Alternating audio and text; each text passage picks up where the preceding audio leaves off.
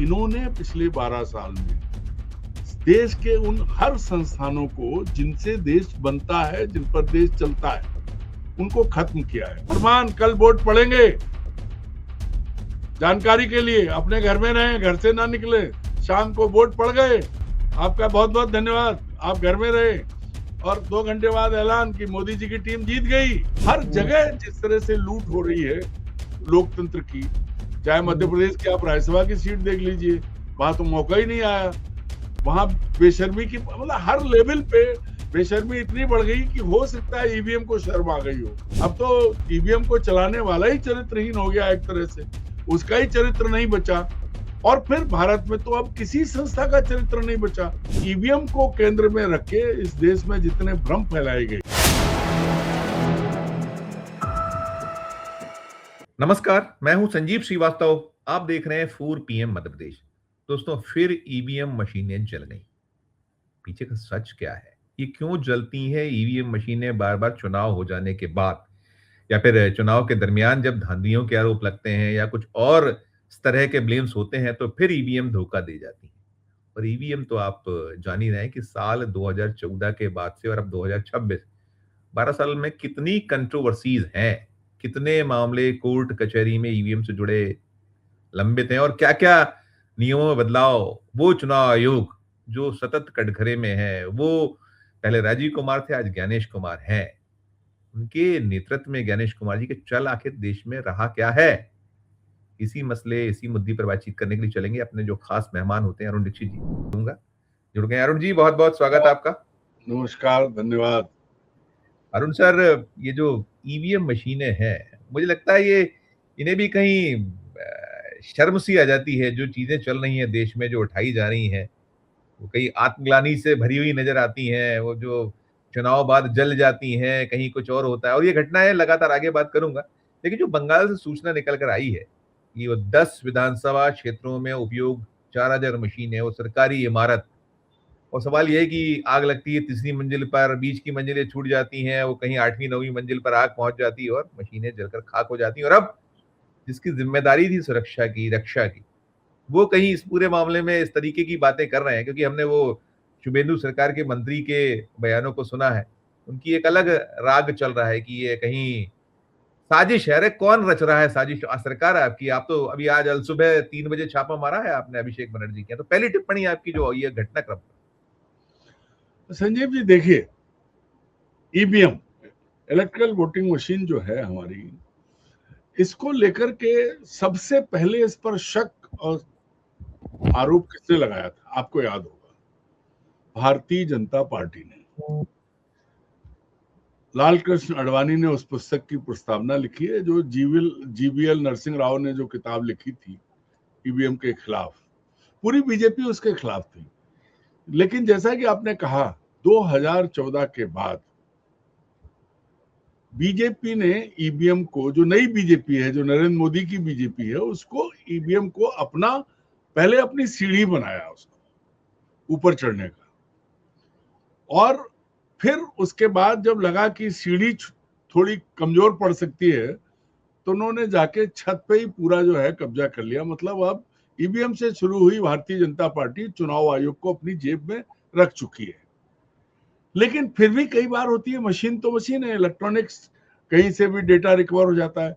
देखिए, मैं आज एक बात आपसे कहूं कि मैंने उस चीज को एज ए जर्नलिस्ट बहुत करीब से देखा था, किस तरह से भारत में ईवीएम को हैक करने की प्रक्रिया शुरू हुई और क्या क्या हुआ और कैसे कैसे हुआ और अभी भी हो रहा है। तो ईवीएम सेफ नहीं थी, ईवीएम फुल प्रूफ नहीं थी। कहीं से भी जो है उसको आप इस्तेमाल, उसका दुरुपयोग हो सकता था। लेकिन सरकार ने कैसे रोका? सरकार ने रोका तकनीक की आड़ लेके। पहले कहा कि आप नहीं कर सकते। हम लोगों ने बहुत साल पहले, जब भारत में कांग्रेस के नेतृत्व वाली सरकार थी, तब जब कोर्ट से कहा, तो कोर्ट ने कहा लाओ। तो एक हमारे एक मित्र परिचित इंजीनियर साहब थे, कहीं से ईवीएम उन्होंने प्रोक्योर कर ली थी। तो पहला सवाल कि आपके पास आई कहां से? तो जो ईवीएम को केंद्र में रख के इस देश में जितने भ्रम फैलाए गए, पहले कांग्रेस ने फैलाए, लेकिन उसे यह अंदाजा नहीं होगा कि जो नरेंद्र मोदी आएंगे, तब वो इसी ईवीएम को औजार बनाएंगे और इसी ईवीएम से कांग्रेस को निपटाएंगे। तो वो अब सामने हुआ है। आज ईवीएम जो है मोदी जी का अब छोटा औजार है, बड़ा औजार उनका ज्ञानेश कुमार है।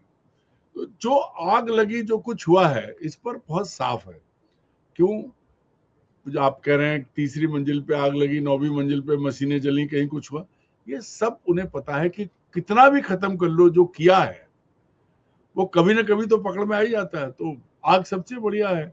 और वैसे भी अब तो ना रहेगा बांस, ना रहेगा बांस, ना बजेगी बांसुरी। नहीं, एक और चीज है। हमारे भारतीय जनता पार्टी के मित्र कहते हैं कि देखिए, अब हमारी पार्टी ने शर्म को इस तरह से कर दिया है कि शर्म को खुद हमसे शर्म आने लगी है। हो सकता है ईवीएम ने शर्म की वजह से आत्महत्या कर ली हो, जल के मर गई हो, क्योंकि अब वो क्या करे, चुनाव आयोग ही उसका काम करने लगा। जो काम ईवीएम करती थी अब ज्ञानेश कुमार कर रहे हैं। तो हो सकता है कल को बीजेपी ये कह सकती है। जैसा आपने कहा ना, राजस्थान में जो राजपूत जो महिलाएं होती थी, जब वो पाती थी कि हमारे जो है हार गए वो अलग हैं, चीज, वो जोहर कर लिया करती थी कि लाज इज्जत।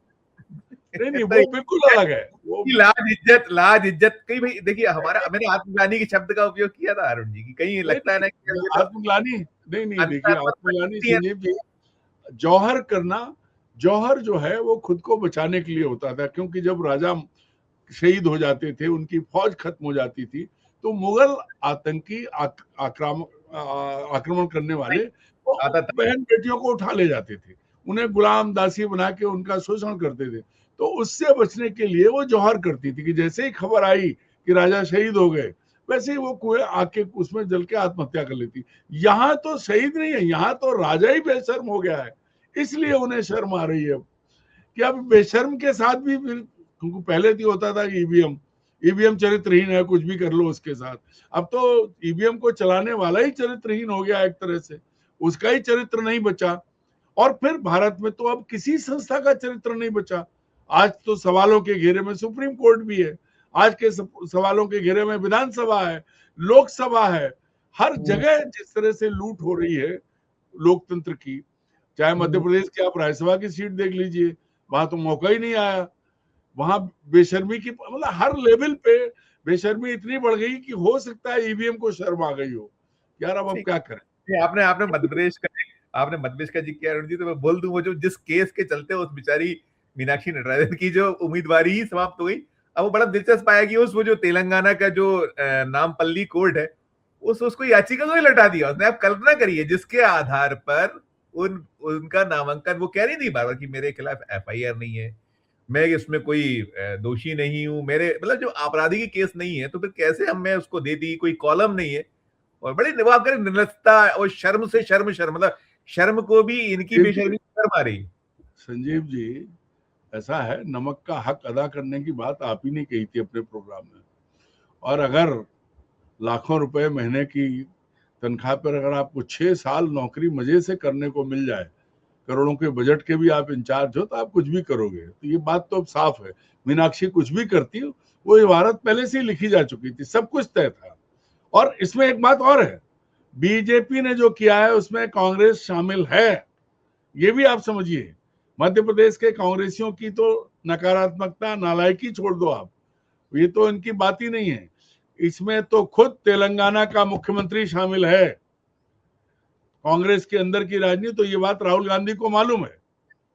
ऐसा नहीं है कि तेलंगाना बनना एक छोटा सा मुद्दा बना कैसे, तेलंगाना में इतनी ताकतवर बीजेपी नहीं थी कि वो सारे तथ्य लाके और वो सब हो जाए।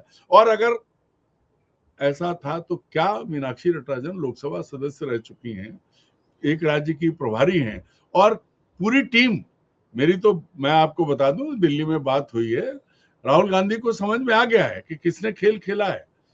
और एक बात और है, मैं आज फिर कहता हूं कि बहुत मजे की बात है, वो जो हरीश चौधरी नाम का जो प्रभारी है, और उसने दिग्विजय सिंह के साथ जो व्यवहार किया, उससे सब चीजें साफ हो जाती हैं। क्योंकि कांग्रेसियों को एक सैंडबैग मिल गया है। सैंडबैग मतलब जो आओ उसको गाली दे लो। तो इनकी सबकी आदत पड़ गई कि दिग्विजय सिंह को कोस लो, दिग्विजय सिंह ने कर दिया जो काम बुरा हो, दिग्विजय सिंह ने किया। अरे शर्म करो भाई तुम, दिग्विजय सिंह का पंचिंग बैग है। वही सैंडबैग जो है ना, पंचिंग बैग। अरे दिग्विजय सिंह के नाम पे कब तक रोते रहोगे? कब तक रोओगे? दिग्विजय सिंह जो है, दिग्विजय सिंह बड़े नेता थे, बड़े नेता हैं, उनकी अपनी निजी तौर पर जो स्थिति हो, लेकिन कांग्रेस में, मध्य प्रदेश में आज उनकी बराबरी कोई नहीं कर सकता, कितना भी रो आप। और फिर अगर अभी भी मान लिया दिग्विजय सिंह ने कराया, तो इसका मतलब तो यह है कि दिग्विजय सिंह राहुल की कांग्रेस में राहुल से ज्यादा पावरफुल है। उखाड़ लो क्या उखाड़ोगे, कर लो क्या करोगे। ये जो चीज है, असल चीज ये है कि कांग्रेस की आंतरिक राजनीति, अंदरूनी कलह अभी खत्म नहीं हो रही है। सब कोई जो कुछ है, मगर राहुल गांधी भी अभी तक ना लंगड़ा घोड़ा पहचान रहे हैं, ना बारात का घोड़ा पहचान रहे हैं, ना रेस का घोड़ा पहचान रहे हैं, ना लद्दू घोड़ा पहचान रहे हैं। सामान लादने वाले भी घोड़े हैं। जो आर्मी में एक विंग है, उसमें सामान पहुंचाने का काम उनकी एक विंग करती है, उसमें खच्चर और घोड़े रहते हैं जो सामान ढो के ले जाते हैं। तो 4 तरह के घोड़े हैं, रेस के घोड़े हैं, बारात के नाचने वाले घोड़े हैं, लंगड़े घोड़े हैं जो वो हो जाते हैं, उन्हें भी पाला जाता है क्योंकि वो भी काम के रहते हैं, और लद्दू घोड़े हैं। तो आप अभी तक घोड़ों को नहीं पहचान पाए कि किस घोड़े से क्या काम लेना है। आप खुद ही अपना करते रहो। तो ये गलती राहुल गांधी की है, घर नहीं ठीक कर पा रहे हैं। क्या आपको लगता है कि दिग्विजय सिंह काम के नहीं है? बाहर करो। क्यों आप हर बार के लिए पंचिंग बैग बना लिया? गलती कोई करे। इंदौर का प्रत्याशी जो विड्रॉ करके गया था, दिग्विजय सिंह ने करवाया था। हेमंत कटारे और उमंग सिंगार में लड़ाई हो रही है, वो दिग्विजय सिंह करवा रहे हैं। हर चीज दिग्विजय सिंह, जिसको देखो दिग्विजय सिंह। सुरेश पचौरी की तरह पार्टी छोड़ के चले जाते हैं दिग्विजय सिंह, तो सब कुछ होते। लेकिन दिग्विजय सिंह ने तो, दिग्विजय सिंह जहां अड़े हैं वहां अड़े हैं। मैंने जब तक वो मुख्यमंत्री रहे, मैंने कभी भी लगातार उनको परेशान किया, जैसा कि वो कहते हैं। मैं तो अपना काम कर रहा था, खबरों के जरिए, खबरों के जरिए। और आज भी मैं कहता हूं कि जितना नेटवर्क दिग्विजय सिंह का है, उतना किसी नेता का नहीं है। और अगर ऐसे में राहुल गांधी और उनकी कांग्रेस दिग्विजय सिंह से मुक्ति पाना नहीं चाहती, या दिग्विजय सिंह से मुक्ति पाना चाहे तो पा सकती है, लेकिन उतनी भी हिम्मत नहीं है। पर गाली दे लो कि कल के छोकरे जो चले आ रहे हैं। आपने जो कहा जी, मेरे पास भी एक चिट्ठी रखी मेरे मैनेजमेंट की, मैं फ्री प्रेस जनरल के जो यहाँ मध्य प्रदेश स्थित है उस सेवा देता था, फ्री प्रेस उसमें भोपाल ब्यूरो होता था। तो मेरे जो वहाँ मैनेजर साहब थे, उन्होंने कहा Sanjeev you are the very good reporter but you are the pro BJP. चिट्ठी रखी है, क्योंकि मैं भाई सरकार के खिलाफ ही तो खबरें होती हैं, और कहा कोई प्रेस नोट तो खबर है नहीं। बहरहाल मैं जो लौटता हूँ ईवीएम पर, लौटता हूँ ईवीएम वाली बात। देखिए अरुण जी, एक लाइन कह रहा हूं संजीव जी, हम जिस डीएनए के हैं, शिखर पर जो है वो हमारे निशाने पर है। Yes yes. बाबा नागार्जुन की 1.5 लाइन मुझे याद आती है, तुमसे क्या झगड़ा है, हमने तो रगड़ा है इनको भी, उनको भी, उनको भी। सबके साथ हमारा यही व्यवहार रहा है। कल बीजेपी सत्ता में नहीं होगी, हम उसके साथ खड़े होंगे। कांग्रेस आ जाएगी तो हमारे निशाने पे होगी। ये हमारा पत्रकारिता का धर्म है। हम गोदी मीडिया नहीं है, हम पैकेट मीडिया नहीं है, हम गिफ्ट मीडिया नहीं है। हम वो मीडिया है जो आज भी, जिसके नाम पे मीडिया जाना जाता है। जिस दिन हम खत्म हो जाएंगे, हमसे मतलब हमारे जैसे हजारों लोग, उस दिन इस देश में मीडिया नहीं होगा। फिर वो जो रूस की एजेंसी, चीन की एजेंसी, ईरान की। एक लाइन जोड़ देता हूं, जब लिखीराम कांवरे की वो हत्या हुई थी, जो फुटबॉल खेला गया था, उनकी जिस तरह की सूचनाएं आई थी वो नक्सलवादियों द्वारा, डॉक्टर गौरी शंकर शेजवार नेता विपक्ष होते थे, शैलेंद्र प्रधान, मुझे उस कमेटी का, मुझे इंपॉर्टेंट जो है उस जांच का जिम्मा मिला था, मैं उसमें जांच करके बालाघाट से लाकर बीजेपी को दी थी। खैर वो बीती बातें, हम सब, आप जो कह रहे हैं, हम लोग किसी के ना पक्ष में है ना किसी के खिलाफ है। जो खबर है सो खबर है, और जहां जो लगता है कि ये जाना चाहिए तो उसको उजागर करने की कोशिश हम लोग करते हैं, अलग है। मैं ईवीएम की जो बात करता हूँ, ये बहुत सारे घटनाक्रम है। आप याद करिए, गोवा में हुआ था, फरुखाबाद उत्तर प्रदेश, साल 2023 चुनाव के ठीक बाद दिसंबर का घटनाक्रम, वो ईवीएम और वीवीपैट के गोदाम में आग लग गई थी, मशीनें क्षतिग्रस्त हो गई थी। नहीं क्यों हुई? क्यों हुई? सुनिए, मैं बता रहा हूँ कि वहां कहा था कि सब शॉर्ट सर्किट, कनेक्शन ही नहीं था बिजली का।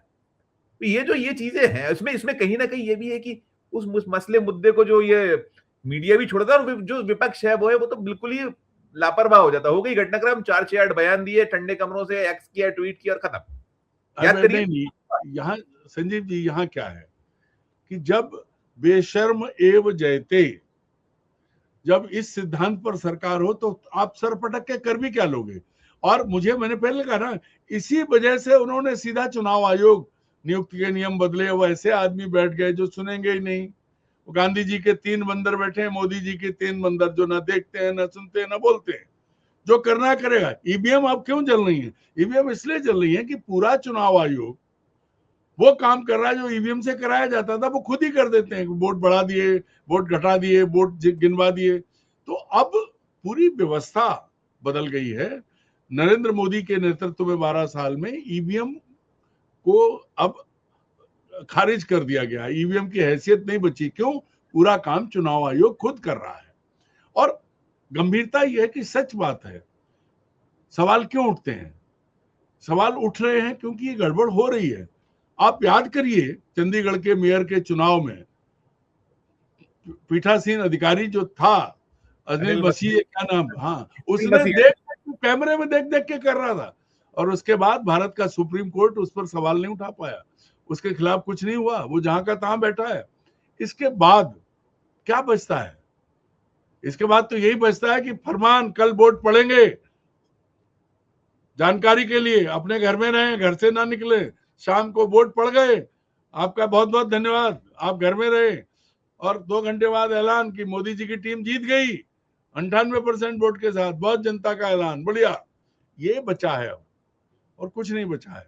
मूल बात जो आप कह रहे थे, मैं एक बात और जोड़ता हूं आपका सवाल, मैं अपनी तरफ से उस सवाल को बढ़ा के आगे कर रहा हूं कि इन्होंने पिछले 12 साल में देश के उन हर संस्थानों को जिनसे देश बनता है, जिन पर देश चलता है, उनको खत्म किया है। आज सुप्रीम कोर्ट सवालों के घेरे में है। चुनाव आयोग अपना औचित्य खो चुका है। सारी वो संस्थाएं, सीबीआई, ईडी, इन्फोर्समेंट के दूसरे सारी की सारी संस्थाएं अपनी छवि खो चुकी हैं, अपना अपना उद्देश्य खो चुकी हैं। उनका हर जगह इस्तेमाल होता है। मतलब अडानी का विरोध किया वेदांता के अनिल अग्रवाल, तो ईडी उनके घर भी पहुंच जाएगी। ये जो हो रहा है, इसके बाद बचा क्या है देश में? अब लोकतंत्र खूंटी पे टंगा होता था, वो भी नहीं, उड़ गया, वो भी हिंद महासागर में जाके डूब गया, और उसके ऊपर आके अमेरिका बैठ गया। अरे अरुण जी, अभी जो सूचनाएं बंगाल से आ रही हैं, आप देखिए ना, जो सांसद टूट रहे हैं, जिनकी सूचनाएं निकल रही हैं, जो पानी पी पी कर कोसा करते थे मोदी को, बीजेपी को, उनको गले, मुस्लिम्स भी हैं उसमें, सबको गले लगा रहे हैं। मतलब सब सब कोई, जैसे वो है ना, वॉशिंग मशीन बीजेपी में डली, धुल के साफ, सफेद झंकार। अब आपको कहें संजीव जी, गद्दारी, बेवफाई, मक्कारी, ये जो मुस्लिम करेक्टर था ना, मैं बार बार आपके चैनल पे कहता हूं कि नरेंद्र मोदी अब मुगल आइडियोलॉजी पे चल रहे हैं। सत्ता के लिए भितरघात, आपसी संघर्ष, घरों में लड़ाई, ये तो हर राज्यों के साथ जुड़ा है। लेकिन ये माना गया कि मुसलमान इसलिए बदनाम कि बेटे ने बाप को कैद कर दिया, भारत के इतिहास में, कि बादशाह को कैद कर दिया, और क्या क्या नहीं हुआ। ठीक वैसी स्थिति जो है कि गद्दारी करके अंग्रेज फूट डालो राजनीति पे चलते थे, नरेंद्र मोदी ऐसे चलते घर तोड़ लो। जो कुछ हुआ शरद पवार जी के साथ हुआ, ठाकरे जी के साथ हुआ, कांग्रेस के साथ हुआ, ये चल रहा था।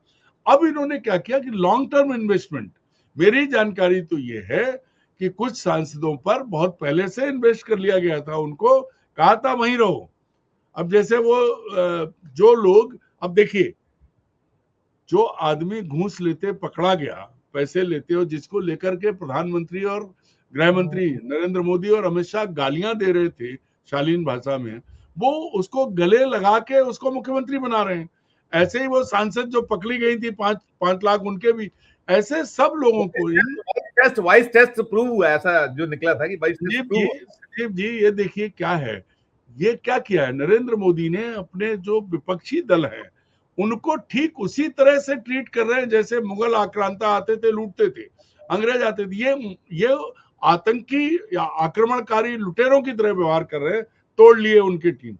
जो घूसखोर, मक्कार, भ्रष्टाचारी, सब आप उन्हें पहले दबाते हो, फिर उन्हें अपने पास ले लेते हो और उन्हें पुरस्कार देते हो।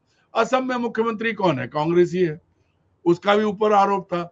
बंगाल में मुख्यमंत्री कौन है? वो भी कांग्रेसी, एक तरह से तृणमूल कांग्रेस वाला है। बिहार में कौन है? वो भी भाजपा का नहीं है। ये जो चीज है, खुद सत्ता में बने रहने के लिए नरेंद्र मोदी और अमित शाह ने सारी नैतिकता सारी नैतिकता जो है हिंद महासागर में डुबो दी। अब उसको भी प्रमाणित कर दिया कि एक जमाने में हिंद महासागर हिंदुस्तान का होता था। आज उस हिंद महासागर में अमेरिका हमारे जहाजों पर हमला कर रहा है, हमारे नौसैनिकों को मार रहा है, नाविकों को मार रहा है। नौसैनिक तो नहीं है वो, जो वहां पर फ्लीट में जो स्टाफ है, क्रू मेंबर है। तो क्या बचा है? हिंद महासागर में आज आपका कब्जा नहीं है, आज अमेरिका का कब्जा है। अमेरिका आपको गाली दे रहा है, आप बोल नहीं पा रहे हो। देश में आपने ये किया कि विपक्ष नहीं बचे, और अगर आप अच्छे लोग ले रहे होते तो भी मान लेते। आप चोर, मक्कार, उचक्के, बलात्कारी सब ले रहे हो, हत्यारे, और सब सत्ता में, सबको बड़े पद दिए हुए हैं आपने। अरुण जी, आखिरी सवाल करूंगा, मेरा वक्त नहीं है। आखिरी सवाल मेरा आपसे ये होगा कि हम देख रहे हैं जो हुआ ये अभी बंगाल वाला है, उसमें अब टीएमसी, आप, कांग्रेस सब कर रहे हैं। बीजेपी जो है सरकार में है, उनके अपने जो है राग द्वेष चल रहे हैं, सारा कुछ है, उसमें एसआईटी बैठ गई। अब विकल्प बचा क्या है अरुण जी? जो हम हर तरफ निराशा है, देखिए आपने गिनाया सुप्रीम कोर्ट, नो होप, और जो बातें अब हो रही हैं, और बाकी संस्थाएं तो आप देख रहे हैं। तो फिर विपक्ष के पास क्या बचा है? और जो आम जन है, जो सब कुछ देख रहा है मन महसूस महसूस के, बचा क्या है अब देश में?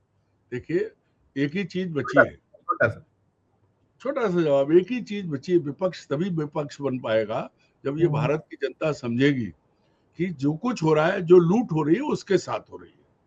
ये जो मतलब जिसको कहते हैं ना घटिया दावे कि देश को आगे ले आए, देश को अगर 12 साल में देखो देश कहाँ पहुंचा है। और जिस दिन भारत का आम आदमी 5 किलो अनाज या फ्री की गैस, ये इसका आकलन करेगा, जब इसकी समीक्षा करेगा और उसे पता लगेगा कि सब कुछ उसी से लूटा जा रहा है। अगर रईस कोई हो रहा है तो सिर्फ और सिर्फ एक औद्योगिक घराना जिसकी कोई औकात 30 साल पहले नहीं थी, वो हो रहा है, वो पहुंच रहा है। बाकी सब कुछ लूटा जा रहा है। जिस मजदूर को 2 टाइम का खाना देने की बात कर रहे हैं, उससे भी टैक्स लिया, उसको भी लूटा जा रहा है। लूटा उन लोगों को भी जा रहा है जिनके नाम पर सारी योजनाएं चल रही हैं, सब कुछ। तो जिस दिन भारत के आम आदमी को ये समझ में आ जाएगा कि वो लुट रहा है, कांग्रेस नहीं लुट रही। कांग्रेस का क्या है? कांग्रेस ने तो राज कर लिया, कांग्रेस ने बनाया, इन्होंने आके बेचा है। अब एक ही तरीका है, एक लाइन में समझ करें तो भारत के नागरिकों को ये अपना हित समझना पड़ेगा। और संजीव जी, और सोच लीजिए कि जब राम को लूट रहे हैं, ये राम मंदिर में चढ़ावे की चोरी जनता श्रद्धा से भगवान को अर्पित कर रही थी, विश्व हिंदू परिषद और भाजपा और प्रधानमंत्री नरेंद्र मोदी की अगुवाई में बना ट्रस्ट लूट रहा है, तब ये अब इन्होंने अभी तक जनता को लूट रहे थे, अब भगवान को लूट रहे हैं। अब भगवान से ही उम्मीद करिए, कोई रास्ता और नहीं है। करण जी, बहुत बहुत शुक्रिया। हम शुरू हुए थे ईवीएम से और राम पे खत्म कर रहे हैं। ये सच बात है कि देश स्तब्ध है, जो जो हो रहा है, लेकिन उसके लिए आप जो कह रहे हैं कि अल्टीमेटली विकल्प जनता ही, जनता जब तक विपक्ष को नहीं मजबूत करेगी तब तक शायद बात बनेगी। बहुत शुक्रिया, आभार आपका, धन्यवाद। धन्यवाद दोस्तों, हमारी चर्चा आपने सुनी, और इस चर्चा को सुनने के बाद आपकी अपनी जो राय हो, आपकी अपनी जो टिप्पणी हो, जरूर हमारे इस वीडियो के कमेंट बॉक्स में जाकर कीजिए। अगर अच्छी लगी चर्चा तो चैनल को लाइक कीजिए, सब्सक्राइब कीजिए, ज्वाइन का बटन दबाइएगा तो हमारी हौसला अफजाई होगी। प्यार और स्नेह देखते रहिए 4 PM न्यूज नेटवर्क। धन्यवाद, नमस्कार।